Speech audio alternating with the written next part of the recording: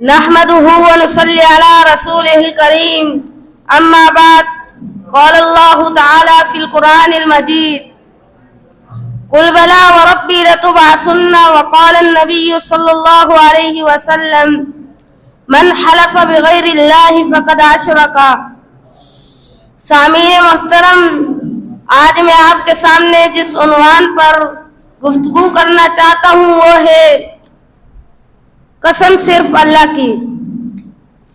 سامعین محترم، آج کل کے اس پرفتن دور اور اسلامی معاشرے کے اندر نظر دہرائی جائے تو ایسے لوگ ہمیں دیکھنے کو ملتے ہیں جو اللہ تعالیٰ کے علاوہ غیر اللہ کی قسم اٹھاتے ہیں۔ مثال کے طور پر کوئی اپنے والد کی قسم اٹھا رہا ہوتا ہے، کوئی اپنی ماں کی، بہن کی، بھائی کی، دوست کی، یا پھر قرآن کی، یا پھر کسی اور ایسی ہستی کی۔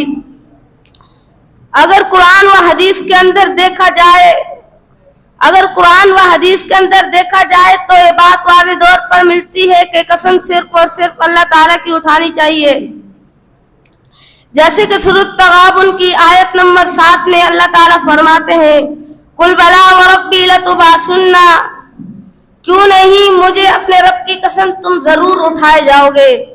اور اسی طرح آپ صلی اللہ علیہ وسلم کا فرمان ہے، ابو داؤد کی روایت ہے، فرمایا من حلف بغیر اللہ فقد اشرک، جس نے غیر اللہ کی قسم اٹھائی اس نے شرک کیا۔